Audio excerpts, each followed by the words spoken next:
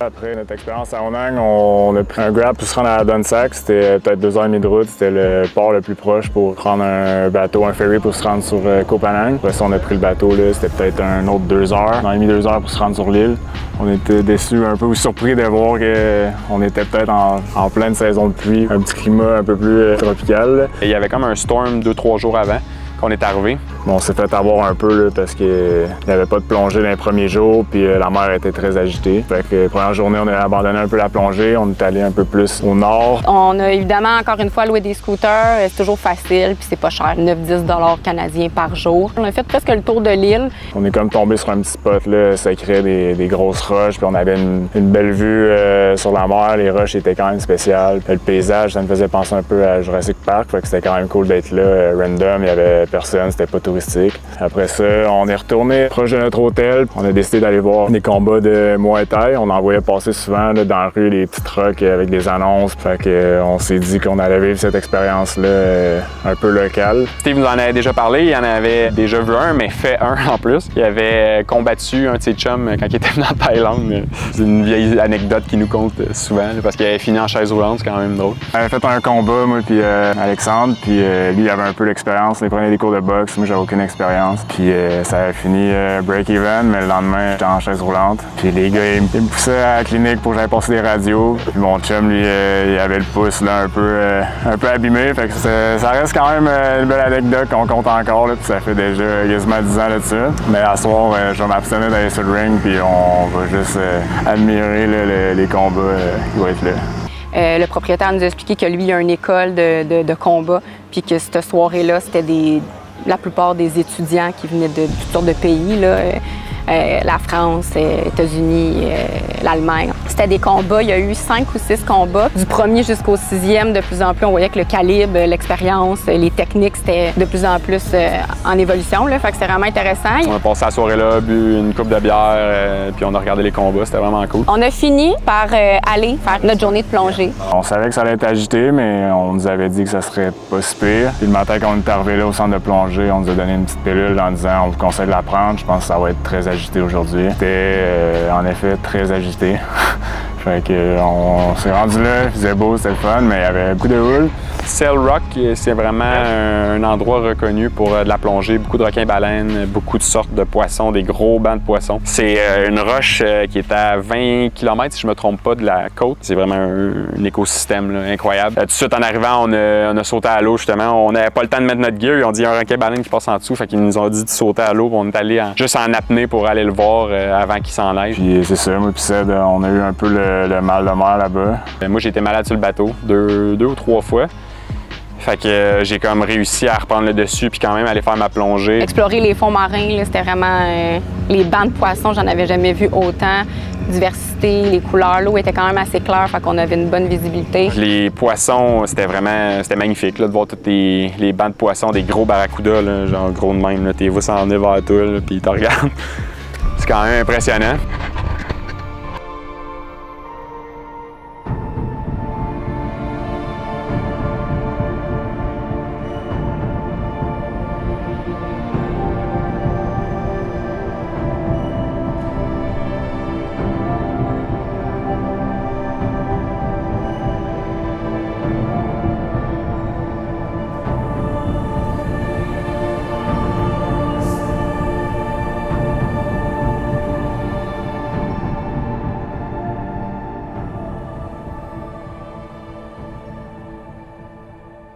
Donc, on a terminé d'explorer le sud de la Thaïlande. On a pris un vol à Chiang Mai pour aller explorer le nord de la Thaïlande. Et ça, c'est vraiment quelque chose qu'on voulait faire, là, le nord, changer complètement de climat. On avait regardé, justement, il y avait un festival des lanternes à Chiang Mai, qui est probablement un des festivals les plus impressionnants qu'il peut y avoir en Thaïlande. C'est des lanternes là, qui lancent dans le ciel, puis ça, c'est un peu pour célébrer la fin de la saison des pluies. Ça a été compliqué de trouver où exactement l'événement se passait, étant donné que depuis quelques années, c'est rendu interdit de faire le lancer des lanternes dans la ville. Il a failli se faire avoir plusieurs fois parce que tout le monde essaie de te vendre un peu des tours beaucoup trop chers. C'est comme 200-300$ pour rentrer, pour aller faire le festival des lanternes. Puis ils disent qu'il y a Souvent, les bookers, ils disent qu'il n'y a pas d'autre moyen d'aller voir. Il y a plusieurs locaux qui nous ont dit « Faites juste vous rendre à ce spot-là, puis finalement, vous allez pouvoir rentrer sur le site, puis explorer, puis admirer le spectacle gratuitement », chose qu'on a fait. On a loué des super belles motos, on s'est rendu là le soir. C'était vraiment impressionnant, on arrive sur place, là, on roulait sur l'autoroute, puis on les voyait déjà, les lanternes, être lancées.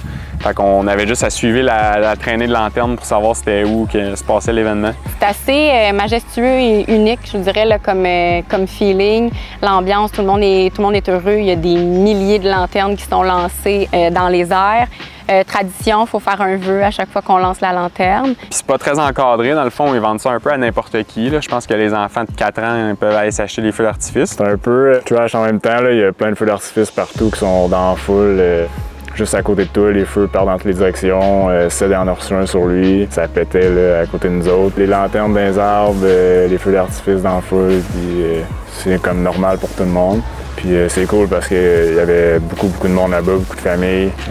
C'était le fun de voir ça. Sinon, il y avait des petits marchés quand même autour, puis ils vendaient plein de bouffe. C'était vraiment une belle soirée. Mais somme toute, c'était vraiment une belle expérience qu'on a pu vivre ça, parce que dans le fond, c'est juste une fois par année au Full Moon que les gens célèbrent ça. Sinon, en ville, en même temps, là, pour célébrer un peu la fin de saison des pluies, il y a aussi des petits radeaux de fleurs qui font eux-mêmes, puis avec des bougies, puis ils déposent ça dans l'eau. Ils font un vœu en même temps qu'ils le déposent dans l'eau, puis c'est un peu pour remercier leur dieu, les protéger, je pense, puis ça fait partie de leur rituel. Fait que ça, c'est le fun de voir ça là, un peu dans tous les petits cours d'eau autour de la ville.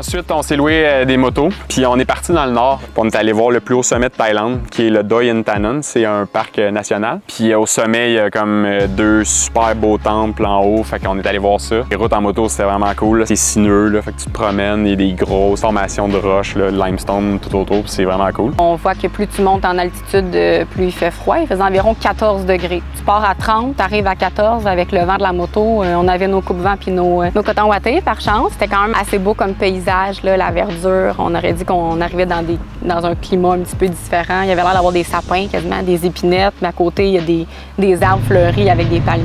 On est descendu dans une vallée, puis on voyait qu'il y avait plein de plantations tout autour, c'était vraiment beau. On s'est arrêté prendre un petit café sur le côté, puis en lançant le drone, là, en volant, j'ai vu qu'il y avait des tentes en dessous. Puis en dessous de la terrasse, ce qu'on n'avait pas vu en arrivant, c'est qu'il y avait plein de belles petites tentes extérieures là-bas. Puis on s'est tous loué une petite tente, puis on a passé une belle nuit là-bas avec une vue sur la vallée, tous les champs, les récoltes des gens qui vivent là.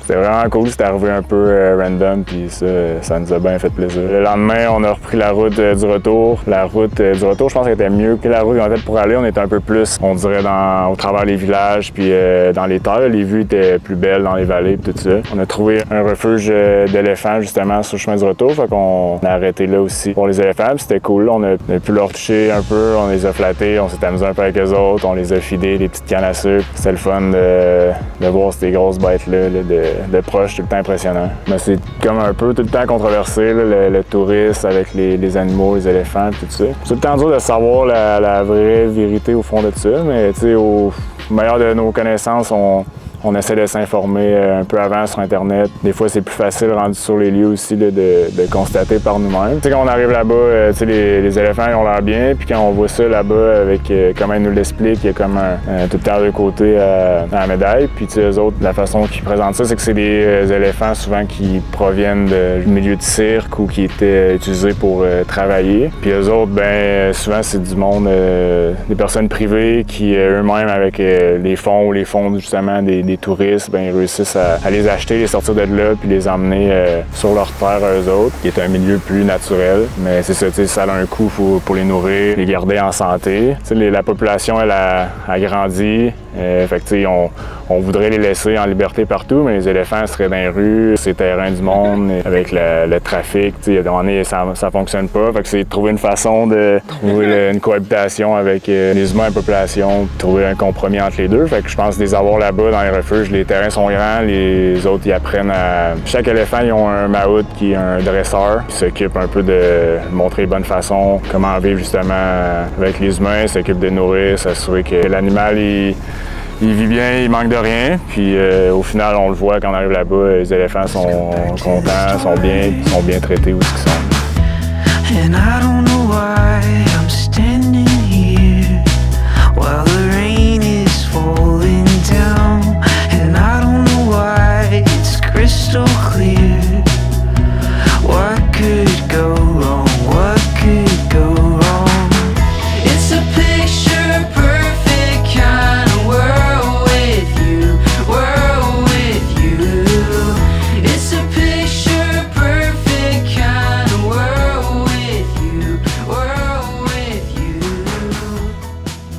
Après ça, on se dirige à Chiang Rai, qui était dans la destination. On avait 2 temples en particulier qu'on voulait voir, puis un village de Long Nek, on voulait aller voir là-bas. J'avais fait des recherches, j'avais vu que le fameux temple blanc à Chiang Rai avec le temple bleu, c'était vraiment un incontournable. Et effectivement, on a bien fait d'y aller. J'ai imposé encore une fois d'aller visiter des temples aux gars, mais je pense qu'ils étaient bien contents. C'était des temples complètement différents de ce qu'on avait pu voir à Bangkok, puis même à Ayutthaya. Celui-là, c'est comme next level. Tout est blanc, puis un peu gothique. Là. Il y a comme des squelettes un peu partout, il y a des morts, il y a des mains qui sortent du sol, qui sont sculptées, tout en béton, en pierre. C'est vraiment magnifique. Avec plein de petits miroirs là, collés partout. Ça brille vraiment avec le soleil. On l'a vu aussi le soir en arrivant en taxi. C'est quand même spécial comme construction qu'ils ont réussi à faire. Là. On l'a vu le temple le soir, puis on a eu la chance de le voir le jour. C'est indescriptible comment c'est beau. C'est sûr qu'encore une fois, c'est un site très touristique, donc on est arrivé quand même tôt le matin, puis il y a beaucoup de gens, mais ça a bien été quand même. Puis sinon, on était allé voir le Blue Temple. On est arrivé de l'extérieur, c'était cool, on était peut-être un peu moins impressionnés, on en avait vu beaucoup, mais finalement, quand on est rentré en dedans, je pense que c'était unanime pour tout le monde, on a trouvé ça hot en dedans. Les couleurs, puis qu'est-ce qu'il y avait en dedans du Blue Temple. Le gros Bouddha au fond, c'était spécial. T'es allé voir une plantation de thé. T'es allé se promener en scooter dans les montagnes, puis on a vu une super belle plantation de thé. C'était vraiment un beau complexe là, avec 2 super bels endroits où tu peux manger. Puis il y avait des beaux gâteaux au thé, là, au matcha, c'était cool. On a pu profiter, droner dans les plantations de thé, puis passer un beau moment là-bas. Les plantations de thé, là, à perte de vue, les paysages sont incroyables, les shots de drone légendaires. C'était vraiment une belle expérience. Pour fin d'après-midi, sunset, on a pu relaxer, là, à déguster un bon thé glacé. On a décidé d'aller voir aussi le village les Long Nek, qui est assez typique là, pour le nord de la Thaïlande. Un petit peu une attrape touriste, je vous dirais. Là, Le peuple de Long Nek, c'est un peuple de Birmanie. Ils appellent les Karen, c'est la tribu là, des Karen, qui est une région en Birmanie, qui se sont sauvés de la Birmanie lors des guerres, qui sont venus immigrer ici dans les régions du nord de la Thaïlande. Si je me trompe pas, ils commencent à l'âge de 5 ans, puis c'est un processus qui se fait sur des années. Là. Il y avait des madames qui avaient l'air de... Il y avait vraiment des longs coups plus anneaux, il y en a qui n'avaient moins. Je pense qu'ils le portaient peut-être un peu plus pour l'apparence. Le plus long coup qu'on a pu voir, c'est chez les femmes les plus âgées. Là, je dirais au moins qui avaient au moins une 60aine d'années. Là. Puis eux, c'était assez évident que c'était vrai. C'est pas juste quelqu'un qui avait mis un collier pour laisser paraître. Paye pour rentrer sur le site. Puis c'est une rangée de petits kiosques. Les femmes et les enfants vendent toutes sortes de petits souvenirs, là, des petits cossins.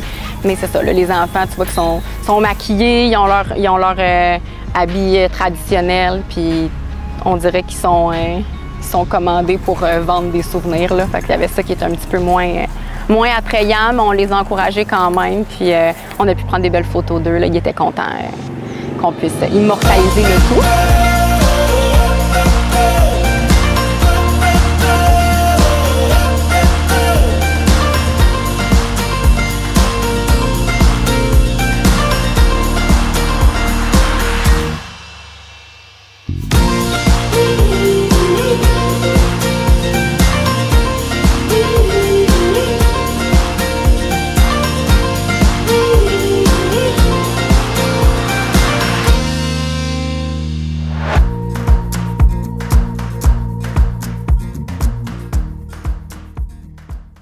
La Thaïlande, c'est magnifique. Le sud de la Thaïlande, c'est des plages comme on voit partout sur les internets. Là. Les super belles plages, l'eau turquoise, les magnifiques limestone partout. La bouffe, c'est sûrement le pays où j'ai le mieux mangé dans ma vie.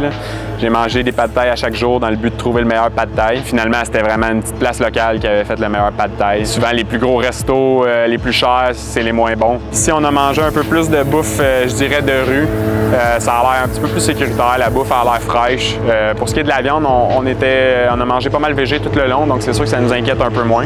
Je pense qu'il faut manger local ici. Vous allez le voir, là, il y a tout le temps plein de monde. Les restos qui sont bons sont pleins. Après avoir passé 3 semaines exactement en Thaïlande, on peut dire qu'on a vu l'essentiel. C'est sûr qu'on aurait pu rester encore un autre 3 semaines, puis on aurait pu découvrir encore plus, mais on a vraiment eu 3 belles semaines. On a fait toutes sortes d'activités, autant comme de la plongée. On a découvert un petit peu au niveau de l'architecture, la culture, le peuple super accueillant, travaillant. On a eu quelques péripéties qui ont pu prouver que les gens sont très honnêtes, pas vraiment de vol, il n'y a pas de malhonnêteté. Quand on était dans les montagnes, ça on n'en a pas parlé, mais Steve il a perdu sa sacoche avec tout son argent dedans. Puis quelqu'un qui est allé le mener à la police, ils ont essayé de le contacter pour lui donner son sac. Finalement, on est revenu au moment où on pensait qu'il avait perdu le sac. La madame est venue le voir, puis elle a dit « J'ai ton sac », puis elle a donné son sac avec tout son argent intact. C'est comme... T'aurais pas vu ça ailleurs. Comparé à la dernière fois que je suis venu, j'ai pu passer un peu plus de temps, explorer plus de régions, puis c'était peut-être un peu plus culturel. J'ai bien apprécié mes 3 semaines ici. On a vu beaucoup d'affaires. Au final, c'est sûr, c'est plus touristique un peu ici comparé à d'autres places qu'on a déjà faites en Asie. Tout ce qu'on a vu, c'était super beau, mais tout ce qu'on a vu est tout le temps un peu plus encadré aussi. On dirait que c'est plus dur ici de sortir des sentiers battus que peut-être ailleurs. Je pense que le gouvernement s'est approprié tout ce qui était beau, tout ce qui avait un peu d'argent à faire ou s'il y avait des touristes qui allaient, ils l'ont encadré un peu. Fait que ça change un peu l'expérience, mais ça enlève rien que c'est aussi beau que c'était avant, en fait. Là. Niveau culturel, vraiment une belle découverte. La Thaïlande, c'est une destination qui est, depuis des années, convoitée surtout par les jeunes pour les plages, parties, les festivités, mais je pense qu'il y a autre chose à voir, à découvrir, là, outre ça.